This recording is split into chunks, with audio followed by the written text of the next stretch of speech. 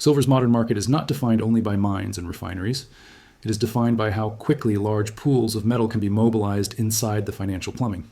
The biggest pools are not always in industrial warehouses or government stockpiles. They sit inside physically backed exchange-traded products, held in professional vaulting networks, wrapped in a structure that lets investors buy and sell exposure in seconds. When those products are accumulating metal, they function like a demand shock.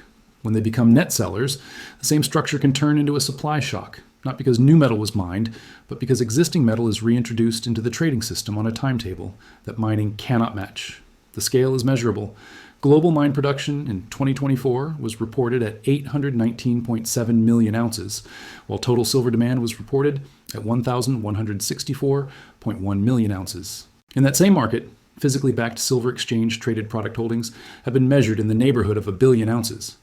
At the 2021 high water mark, total holdings across major physically backed silver ETFs were reported around 1,132 million ounces. This is the core asymmetry.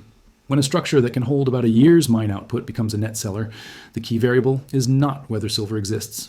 The key variable is how fast those ounces come back into circulation, which venues receive them, and whether industrial users and other investors absorb them without forcing a repricing of liquidity and financing across the bullion chain.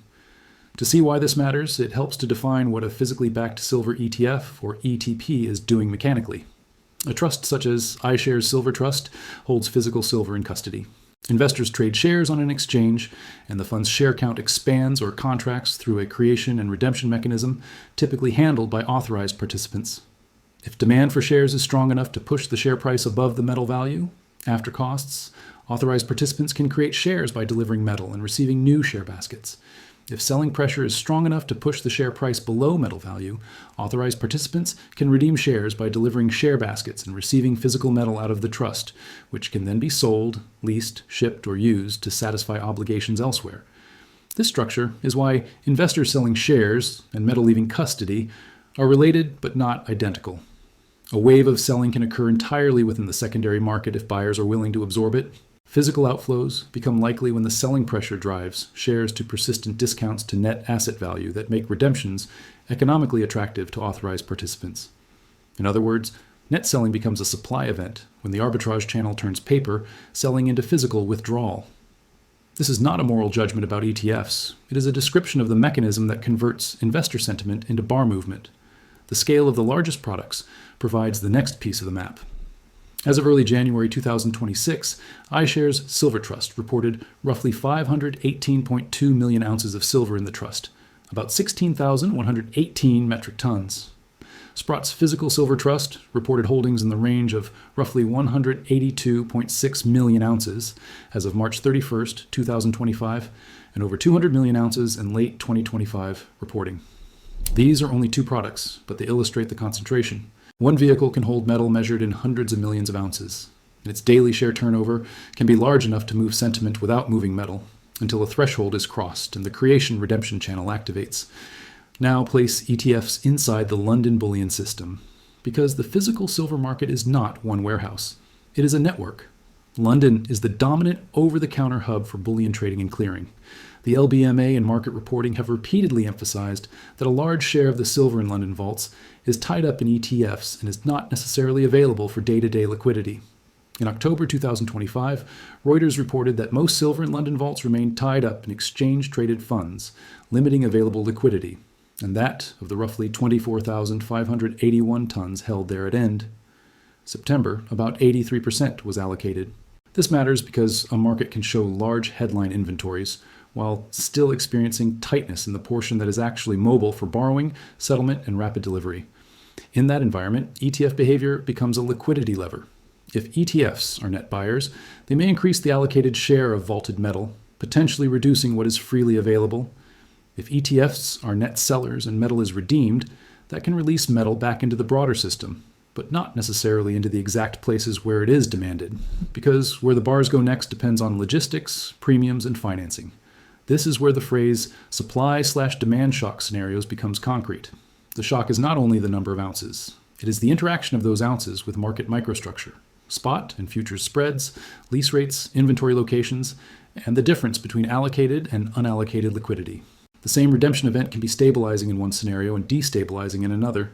depending on how it aligns with the rest of the system. Start with the baseline silver balance, as reported for 2024, the World Silver Survey. 2025, summary reported global mine production at 819.7 million ounces in 2024, and total demand at 1,164.1 million ounces.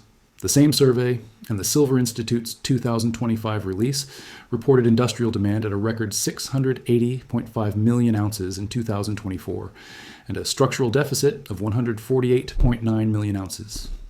In that context, ETF flows are not a sideshow. When total demand exceeds total supply, some combination of above-ground stocks, recycling, and inventory drawdowns must close the gap. If ETFs are accumulating, they compete for those above-ground ounces.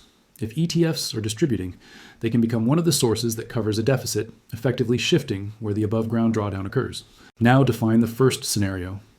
Gradual net selling that remains inside the normal absorptive capacity of the market. In this case, ETFs experience steady outflows, but industrial demand and other investor channels absorb the released metal.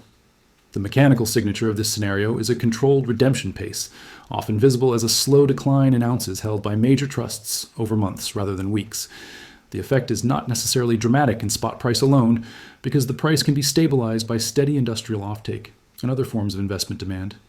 The more important effects tend to appear in the plumbing: easing of borrowing tightness in the location where ETF metal is held, reduced pressure on nearby physical premiums, and a less stressed relationship between spot and futures.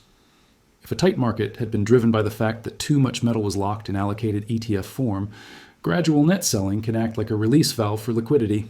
The second scenario is a sharp net selling episode that activates large-scale redemptions over a short window. Here, the time dimension matters more than the total ounces. Silver's entire global mine output in 2024 was reported at 819.7 million ounces. When a single product like SLV holds more than 500 million ounces, the possibility exists that a relatively small percentage reduction in holdings can represent tens of millions of ounces. If global ETP holdings have been measured around 1 billion ounces, even a 5% shift is on the order of roughly 50 million ounces. In the LBMA's Q3 2025 market report, it was stated that some estimates suggested net global inflows of about 95 million ounces in the first half of 2025, and it noted that if that pace continued through year-end, it would represent nearly a quarter of global annual production. That statement is useful because it frames the scale. If inflows of 95 million ounces in half a year are large enough to be discussed as a major share of annual production, then outflows of similar magnitude can logically represent a major supply event in the same time frame.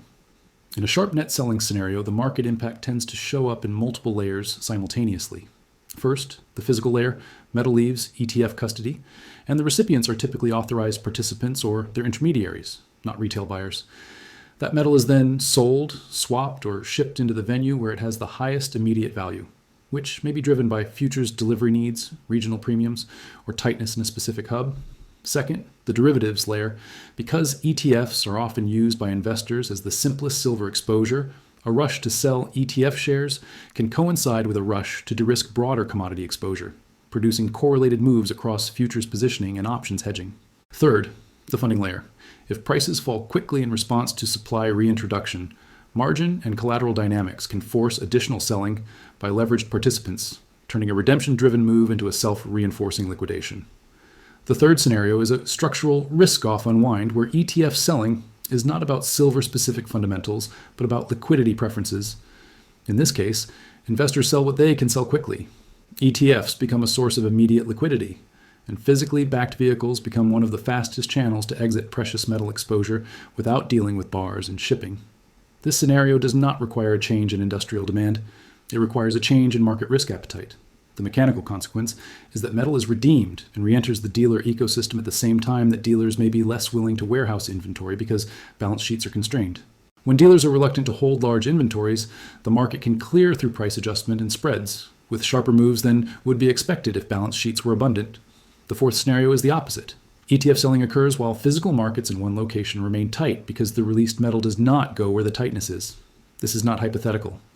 Reuters reporting in 2025 repeatedly emphasized that silver's problems can be location-specific, with metal stuck in the wrong places, as banks and traders described flows between the US, London, and Asia, responding to pricing dislocations and tariff-related uncertainty. In October 2025, Reuters described inflows of at least 1,000 tons of silver from the US and China into the London spot market, easing a liquidity crunch, while also noting that most of London's silver was tied up in ETFs, limiting available liquidity. This is the key point for an ETF net selling discussion. Even if ETFs become net sellers in aggregate, the effect on tightness depends on where the metal is released and whether that metal becomes part of the liquid float in the stressed hub. If ETF metal is released but immediately shipped to satisfy demand elsewhere, London liquidity might not improve.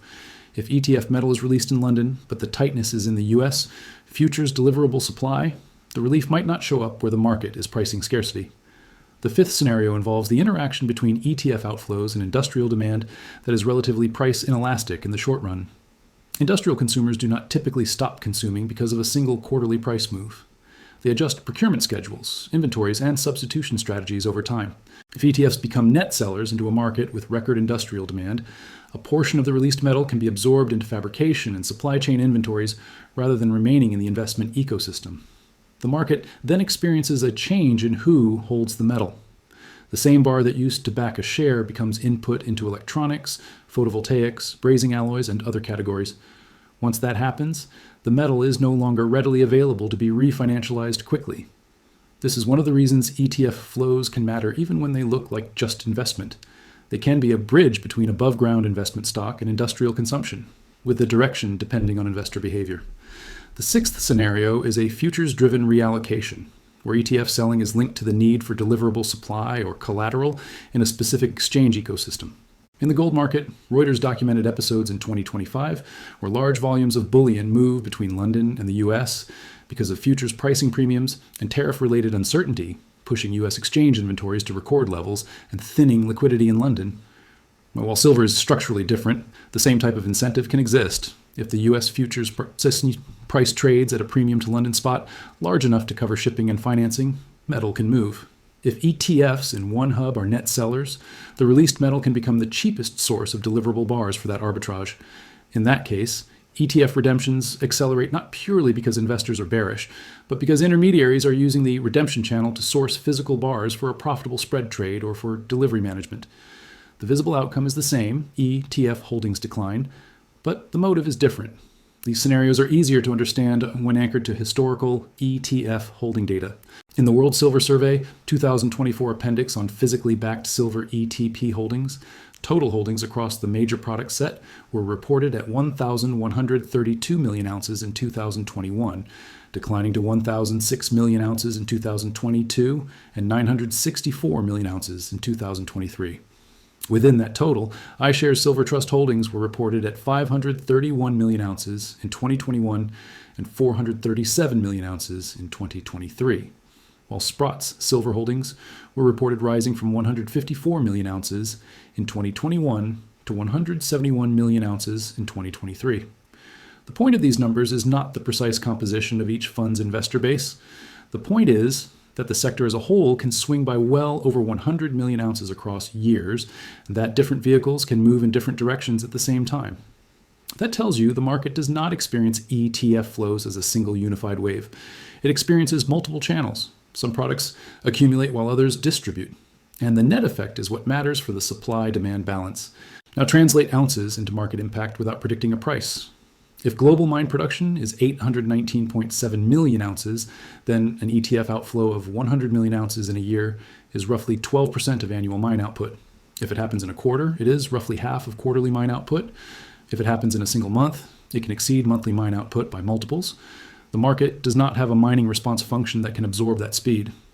The adjustment mechanisms are inventories, spreads, financing rates, and price. That is why net seller episodes feel violent even when the total ounces are not historically unprecedented. It is not the total. It is the time compression. The first market signal during a net selling shock is usually in spreads and financing rather than in mining statistics. Lease rates, borrowing costs, and the convenience yield of holding physical metal can shift quickly when previously locked. Metal becomes available. In tight conditions, participants may pay to borrow silver for short periods, and those rates can rise when liquidity is scarce. When ETFs become net sellers and metal is released, those borrowing pressures can ease, but only in the specific hub where the released metal becomes part of the lending float. Reuters reporting in October 2025 noted that inflows into London eased borrowing rate pressures after the spot market squeeze. showing how physical inflow can translate into financing normalization in a particular venue. A net selling episode in London Tide ETFs could, in a similar mechanical way, ease localized borrowing stress if it increases mobile supply. The second signal is the relationship between spot benchmarks and futures. In a market where exchange deliverable inventories matter, the willingness to deliver into futures can be influenced by how easy it is to source bars that meet specification, in the right location, in the right time frame. ETF metal is usually held as large wholesale bars in professional vaults. If redemptions release those bars, and they are eligible or convertible for exchange delivery, the futures market can see a change in the perceived tightness of deliverable supply.